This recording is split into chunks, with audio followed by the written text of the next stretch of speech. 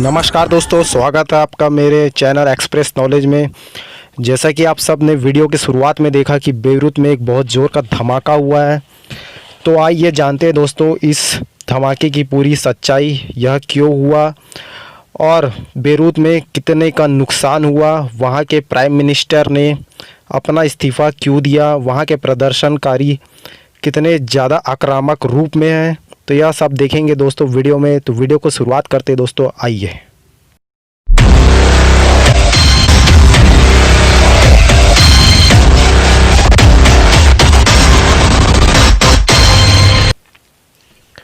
तो दोस्तों जैसे कि आपने वीडियो के शुरुआत में देखा कि लेबनान की जो राजधानी है बेरूत, वहाँ पे एक बहुत ज़ोरों का धमाका हो चुका है। वह शहर तहस हो चुका है। लगभग 3 से 4 लाख लोग वहाँ पे बेघर हो चुके हैं और धमाका इतना ज़बरदस्त था कि इसकी गूंज कम से कम 250 किलोमीटर दूर शहर में भी सुनाई दी है। और इसका रेडियस जहाँ तक इसका प्रभाव पड़ा है 10 से 20 किलोमीटर तक इसका पूरा प्रभाव पड़ा। हो सकता है जब तक आप मेरा वीडियो देख रहे हो इसमें मरने वालों की संख्या, घायलों की संख्या बढ़ जाए। दिन था 4 अगस्त का, समय था शाम का 6 बजे। अचानक बेरूत के पोर्ट के जो वेयर हाउस में आग लग जाती है। आग लगने से धुआं उठने लगता है। लोग सोचते हैं कि यहाँ ऐसी आग लगी हुई है, लेकिन वह आग धीरे धीरे वहाँ पे रखे हुए अमोनियम नाइट्रेट में जा लगती है। अमोनियम नाइट्रेट जो कि एक एक्सप्लोसिव मटेरियल भी है और इसका इस्तेमाल खेतों में फर्टिलाइज़र के रूप में भी रखा जाता है। अमोनियम नाइट्रेट जो कि वेयर हाउस में रखा हुआ था वह था 2750 टन का। इतने भारी मात्रा में अमोनियम नाइट्रेट रखे होने के कारण उसमें जैसे ही आग लगती है तो उसमें इतना बहुत ज़बरदस्त धमाका होता है कि पूरा शहर हिल जाता है। धमाके का समय होता है 6:08। वहाँ के लोग बेघर हो चुके हैं। लगभग 3 से 4 लाख लोग बेघर हो चुके हैं। कई लोगों की बिल्डिंग टूट चुके हैं, घर के जो कांच है वो टूट चुके हैं और जो वहाँ पे जो कार जो चल रहे थे उनके कांच टूट चुके हैं। कई कार हवा में उड़ती हुई नज़र आई। बताया जा रहा है दोस्तों अभी तक लगभग 200 लोगों की मरने की आशंका है और 30 से 40 लोग गायब हैं, मिसिंग है। क्योंकि धमाका इतना ज़बरदस्त था, इसकी गूंज कम से कम 250 किलोमीटर दूर तक सुनाई दी है। 250 किलोमीटर दूर तक इसकी गूंज सुनाई दी है और इसका रेडियस अगर हम देखें तो वह 10 से 20 किलोमीटर तक धमाके का रेडियस था जहां तक इसका प्रभाव पड़ा है। अब बात करते हैं दोस्तों कि वहां पे घाटा कितना हुआ, लॉस कितना हुआ। तो बताया जा रहा दोस्तों 5 बिलियन का वहां पे घाटा हुआ है। अगर डायरेक्ट घाटे की देखें बात तो 5 बिलियन का वहां पे घाटा हुआ है और 15 बिलियन का इनडायरेक्ट घाटा हुआ है, लॉस हुआ है दोस्तों। आप जानने की कोशिश करते हैं दोस्तों कि इसके पीछे की वजह क्या है। तो 2013 की बात है। 2013 की बात है जब एक शिप जो कि जॉर्जिया से निकला था, वह उसमें अमोनियम नाइट्रेट भरा हुआ था। 2750 टन का अमोनियम नाइट्रेट भरा हुआ था। वह शिप जॉर्जिया से मोज़ाम्बिक के लिए निकला था, लेकिन उसमें टेक्निकल फॉल्ट हो जाने के कारण उस शिप को बेरूत में रोका जाता है टेक्निकल फॉल्ट को दूर करने के लिए। लेकिन जैसे ही वहाँ के इंस्पेक्टर, बेरूत के जो पोर्ट के जो इंस्पेक्टर थे, वह उसकी जांच करते हैं कि इस शिप में क्या है, तो उनके होश उड़ जाते हैं कि इस शिप में 2750 टन अमोनियम नाइट्रेट रखा हुआ है और उनसे वह कागजात मांगते हैं। पूरे पेपर वर्क्स कंप्लीट ना होने के कारण उस शिप को वहीं रोक दिया जाता है और शिप वाले कहते हैं कि इस शिप के साथ आप जो करना चाहते हैं कर सकते हैं। तो उसे अंडरटेक कर लिया जाता है बेरूत पोर्ट में ही और शिप को आगे जाने नहीं दिया जाता है। अब सोचा जाता है कि क्या किया जाए इस अमोनियम नाइट्रेट का, तो उसे वेयर हाउस में ही रखवा दिया जाता है। वेयर हाउस में रखवाने के बाद उसे ऐसे ही छोड़ दिया जाता है, सुरक्षित स्थान में नहीं ले जाया जाता है। जबकि अमोनियम नाइट्रेट इतना भारी एक्सप्लोसिव मटेरियल है कि उसे सुरक्षित स्थान में रखा जाना चाहिए। जैसा कि बेरूत पोर्ट के आसपास बहुत सारे रिहायशी इलाके हैं, बहुत सारे लोग रहते हैं जिससे कि 4 अगस्त 2020 को इसमें आग लगने से बहुत बड़ा धमाका हुआ। अब देखते हैं दोस्तों कि इसमें लेबनान सरकार क्या बोलती है और उनकी क्या प्रतिक्रिया है। तो सबसे पहले लेबनान के बारे में जानते हैं दोस्तों कि लेबनान पड़ता है हमारे वेस्टर्न एशिया में, और इसकी पॉपुलेशन की बात करें तो 68.5 लाख इसकी पॉपुलेशन है। कई लोग सोचते हैं कि यह इस्लामिक देश है, लेकिन यह इस्लामिक देश नहीं है। इसमें इस्लामिकों की संख्या है 54% और क्रिश्चियनिटी धर्म के लोग हैं 40.7% लोग। लेकिन यह इस्लामिक देश नहीं है, यह रिपब्लिक ऑफ लेबनान है। अब जानने की कोशिश करते हैं दोस्तों। दुनिया में बहुत सारे रक्षा विशेषज्ञ हैं, तो कुछ रक्षा विशेषज्ञों का कहना है कि इसमें इजराइल देश का भी हाथ हो सकता है। इजराइल देश की बात इसलिए आ रही दोस्तों क्योंकि इसके पीछे भी एक कहानी है। जो हिजबुल्लाह राजनीतिक संगठन जो कि लेबनान में काम करती है, इजराइल उसे एक आतंकी संगठन मानता है। इजराइल का मानना है कि हिजबुल्लाह एक आतंकी संगठन है, जिसके कारण कुछ रक्षा विशेषज्ञों ने कह दिया था कि इसके पीछे इजराइल का हाथ हो सकता है, क्योंकि वह चाहता है कि हिजबुल्लाह राजनीतिक संगठन पर पूरा रोक लगाया जाए। और जो इजराइल ने सीरिया पर बम धमाके किए थे 22 जुलाई को, उसमें एक हिजबुल्लाह संगठन का एक कमांडर मारा गया था, जिसके कारण भी इस पे आशंका जताई जा रही थी कि इजराइल का इसमें हाथ हो सकता है। लेकिन इजराइल ने अपना हाथ पीछे खींचते हुए कहा है कि हमारा इसमें कोई हाथ नहीं है, और उल्टा इजराइल देश ने कहा है कि हमसे जो समर्थन बन पड़ेगा, जो सहयोग बन पड़ेगा, हम करेंगे।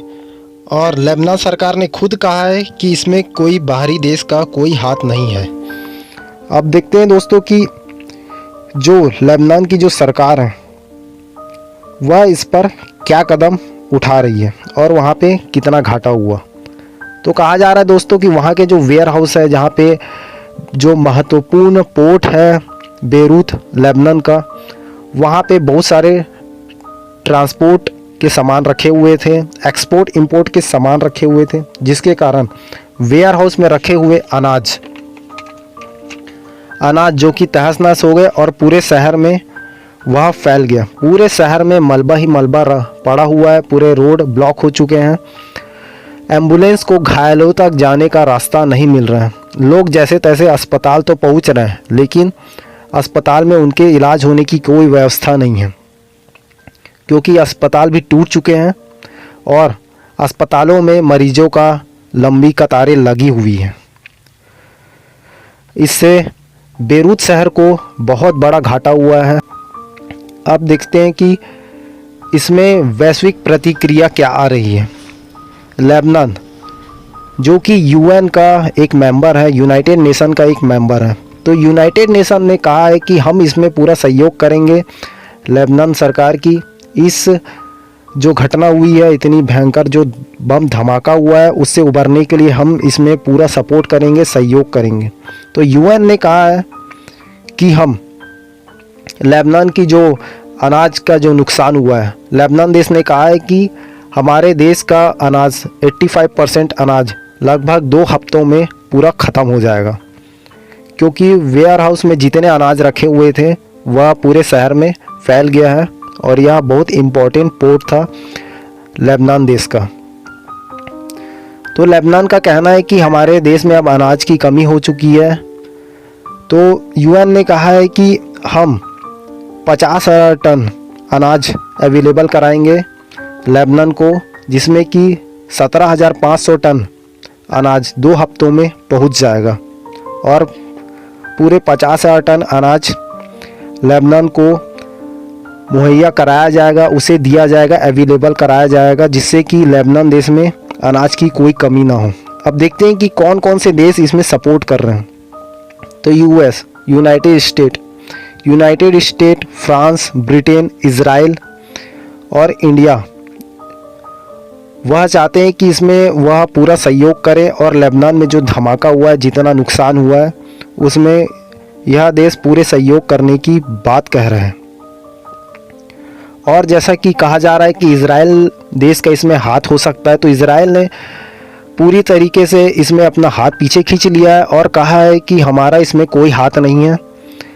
और बल्कि इजराइल ने कहा है कि हमसे जो सपोर्ट बन पड़ेगा, जो सहयोग बन पड़ेगा इस जो घटना हुई है बेरूत में, उसके लिए हम पूरे सहयोग करने को तैयार हैं। लेबनान सरकार ने खुद कहा है कि इसमें किसी और देश का कोई हाथ नहीं है। अब देखते हैं कि वहाँ के लोगों की क्या प्रतिक्रिया आ रही है। प्रदर्शनकारी बम फेंक रहे हैं पुलिस के ऊपर, पुलिस लाठीचार्ज कर रही है, जैसा कि आप फोटो में देख रहे हैं। पुलिस वहाँ पे आंसू बम के गोले फेंक रही है प्रदर्शनकारियों पर, और इस प्रदर्शनकारियों से परेशान होकर वहाँ के जो गवर्नमेंट है उन्होंने इस्तीफ़ा दे दिया है। गवर्नमेंट ने इस्तीफ़ा दे दिया, इसका मतलब कि वहाँ के जो प्राइम मिनिस्टर हैं और जो वहाँ के जो मिनिस्टर्स हैं उन्होंने इस्तीफ़ा दे दिया है। सोमवार की बात है जब प्राइम मिनिस्टर ने अनाउंस किया है कि हम इस्तीफ़ा दे रहे हैं। लेकिन बात दोस्तों यह अभी भी ख़त्म नहीं हुई है, क्योंकि वहाँ के प्रदर्शनकारियों का प्रदर्शन करना बंद नहीं हुआ।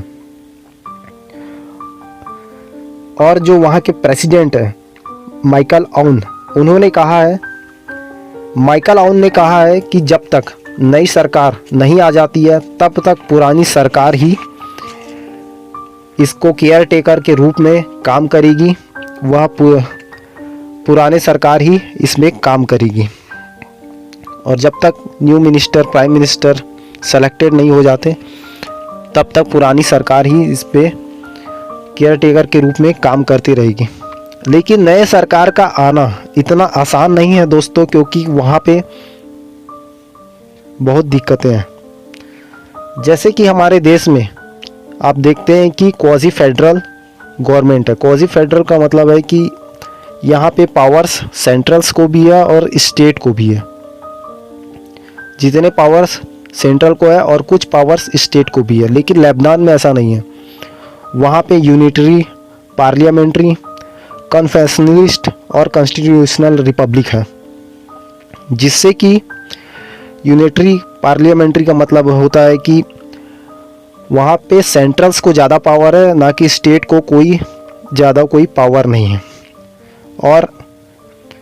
और वहाँ पे बहुत सारे रिलीजियस हेड हैं, बहुत बहुसंख्यक में वहाँ पे क्रिश्चियनिटी और इस्लामिक होने के कारण वहाँ पे रिलीजियस हेड्स हैं, उनको भी बहुत सारे पावर्स दिए गए हैं। लेकिन कोई भारी संख्या में वहाँ पे नहीं है। जैसे कि आपने देखा कि इस्लामिक वहाँ पे 54% है और जो क्रिश्चियनिटी है वह 40.7% है। तो इसमें सरकार बनाने में बहुत दिक्कत होता है। वहाँ के जो प्राइम मिनिस्टर है हसन दियाब, उन्होंने कहा है कि जब तक नई सरकार नहीं आएगी तब तक हम इसे केयर टेकर के रूप में इस देश को चलाएंगे, जिससे कि वहाँ पे बहुत संकटें आ चुकी हैं। हसन दियाब ने कहा है कि हमारे सामने एक बहुत नुकीली और बड़ी दीवार खड़ी हो चुकी है करप्शन की, जिसके कारण हमारे देश को उभारने में बहुत मुश्किल हो रही है। हम आसानी से हमारे देश को उभार नहीं सकते हैं, ऐसा वहाँ के जो प्राइम मिनिस्टर है उन्होंने कहा है।